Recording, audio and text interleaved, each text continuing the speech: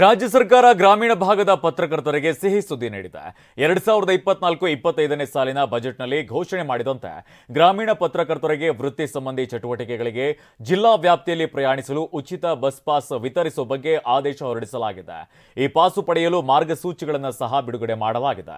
ಜಿಲ್ಲಾ ವಾರ್ತಾ ಇಲಾಖೆ ಅಥವಾ ಸ್ಥಳೀಯ ವಾರ್ತಾಧಿಕಾರಿ ಮೂಲಕವಾಗಿ ಪಾಸ್ ಪಡೆಯಲು ಮನವಿ ಮಾಡಲಾಗಿದೆ. ಈ ಬಸ್ ಪಾಸ್ ಮೂಲಕವಾಗಿ ಎಲ್ಲಾ ಮಾದರಿಯ ಬಸ್ನಲ್ಲಿ ಪ್ರಯಾಣಕ್ಕೆ ಅವಕಾಶವನ್ನ ಮಾಡಿಕೊಡಲಾಗಿದೆ.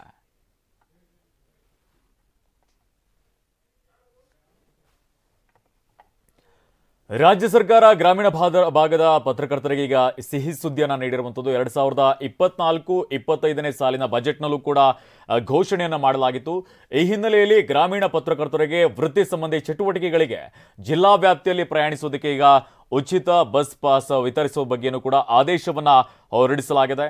ಈ ಒಂದು ಪಾಸ್ ಪಡೆಯೋದಕ್ಕೆ ಕೆಲವೊಂದು ಮಾರ್ಗಸೂಚಿಗಳನ್ನು ಕೂಡ ಬಿಡುಗಡೆ ಮಾಡಲಾಗಿದೆ. ಮಾನದಂಡಗಳನ್ನು ಮಾಡಲಾಗುತ್ತೆ. ಜಿಲ್ಲಾ ವಾರ್ತಾ ಇಲಾಖೆ ಅಥವಾ ಸ್ಥಳೀಯ ವಾರ್ತಾಧಿಕಾರಿಗಳ ಮೂಲಕವಾಗಿ ಈ ಒಂದು ಪಾಸ್ ಅನ್ನು ಪಡೆಯೋದಕ್ಕೂ ಕೂಡ ಮನವಿಯನ್ನು ಮಾಡಲಾಗಿದೆ. ಈ ಬಸ್ ಪಾಸ್ ಮೂಲಕವಾಗಿ ಎಲ್ಲಾ ಮಾದರಿಯ ಬಸ್ಗಳಲ್ಲೂ ಕೂಡ ಪ್ರಯಾಣಕ್ಕೆ ಅವಕಾಶವನ್ನ ಕಲ್ಪಿಸಲಾಗಿದೆ. ಈ ಮೂಲಕವಾಗಿ ಪತ್ರಕರ್ತರಿಗೆ ಒಂದು ಅನುಕೂಲವಾಗುವಂತ ನಿಟ್ಟಿನಲ್ಲಿ ರಾಜ್ಯ ಸರ್ಕಾರ ಒಂದು ದಿಟ್ಟ ಹೆಜ್ಜೆಯನ್ನ ಇಟ್ಟಿದೆ. ಒಂದ್ ಕಡೆಯಲ್ಲಿ ಬಜೆಟ್ನಲ್ಲೂ ಕೂಡ ಈ ಒಂದು ವಿಚಾರಕ್ಕೆ ಸಂಬಂಧಪಟ್ಟಂತೆ ಘೋಷಣೆಯನ್ನ ಮಾಡಿತ್ತು.